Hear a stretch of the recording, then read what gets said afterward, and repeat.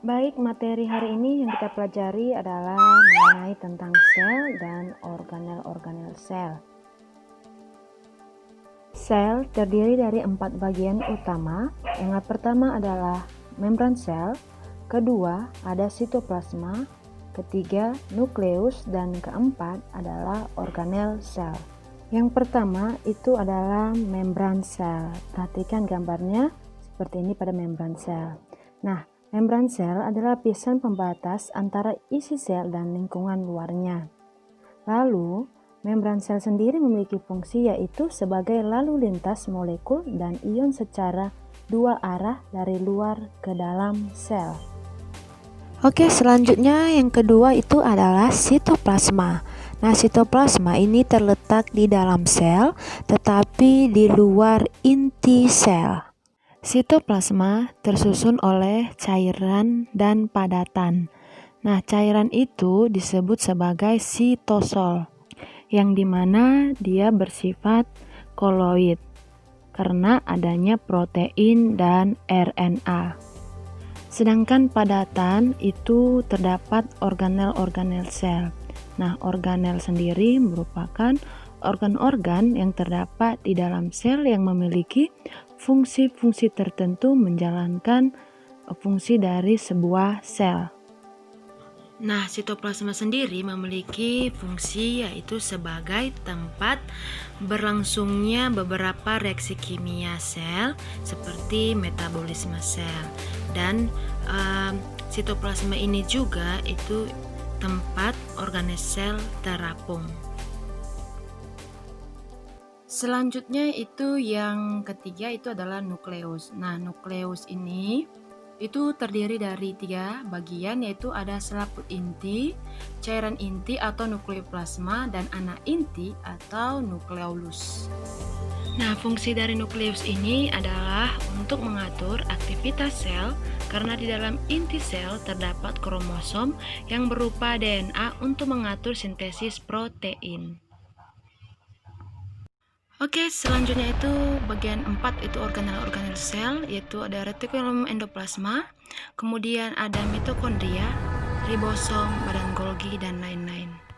Untuk lebih memahami organel-organel sel dan fungsinya, silakan kamu pahami bagian ini. Unit terkecil dari makhluk hidup. Berdasarkan jumlahnya, sel dibedakan menjadi uniseluler yang terdiri dari satu sel dan juga multiseluler yang terdiri dari banyak sel. Berdasarkan keberadaan membran inti, sel dibedakan menjadi 2. Yang pertama ada prokariotik, yaitu sel yang tidak memiliki membran inti. Ini biasanya ditemukan pada golongan Monera, yaitu bakteri, dan juga protozoa. Sedangkan yang kedua ada eukariotik, artinya sel yang memiliki membran inti. Biasanya ini ditemukan pada golongan fungi, plantae, dan juga animalia. Ada organel khusus yang hanya ditemukan pada hewan, tetapi tidak ditemukan pada sel tumbuhan. Terdiri dari lisosom dan sentriol. Sedangkan organel yang khusus hanya ditemukan pada sel tumbuhan, tetapi tidak ditemukan pada sel hewan, yaitu dinding sel, plastida, dan vakuola.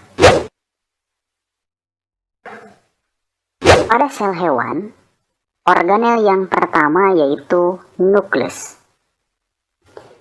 Nukleus berfungsi untuk mengatur seluruh kegiatan sel. Selain itu, nukleus juga berperan untuk membawa sifat. Mitokondria. Mitokondria berfungsi untuk respirasi seluler yang bertujuan untuk menghasilkan energi. Selanjutnya ada badan Golgi yang berfungsi dalam proses sekresi dan juga ekskresi zat. Selanjutnya ada sentriol. Sentriol berperan dalam proses pembelahan atau reproduksi sel. Organel yang selanjutnya ada retikulum endoplasma. Retikulum endoplasma dibedakan menjadi 2. Yang pertama ada RE kasar. Biasanya pada RE kasar ditemukan ribosom di bagian permukaannya. Sedangkan yang kedua ada RE halus dan tidak ditemukan adanya ribosom di bagian permukaannya. Retikulum endoplasma berfungsi sebagai alat transportasi intraseluler. Selain itu, juga bisa berfungsi untuk menyusun fosfolipid, glikolipid, steroid, dan detoksifikasi. Selanjutnya ada ribosom, organel kecil yang berfungsi untuk sintesis protein. Selanjutnya ada membran sel. Membran sel ini tersusun dari fosfolipid bilayer yang berfungsi untuk mengatur lalu lintas zat dan juga pelindung. Selanjutnya ada sitoplasma. Sitoplasma adalah cairan yang ditemukan di dalam sel dan berfungsi sebagai tempat metabolisme. Metabolisme adalah reaksi kimia yang terjadi di dalam sel. Selanjutnya ada lisosom. Lisosom berperan penting dalam pencernaan intrasel, dan lisosom dibentuk oleh badan Golgi. Selain organel yang tadi disebutkan, juga ditemukan ada sitoskeleton atau rangka sel yang terdiri dari mikrotubulus yang berperan untuk membentuk silia, sentriol, dan juga flagella. Selain itu, ada mikrofilamen yang berfungsi untuk membentuk aktin dan juga miosin dan bertanggung jawab pada pergerakan sel. Selain sitoskeleton, juga ditemukan adanya peroksisom.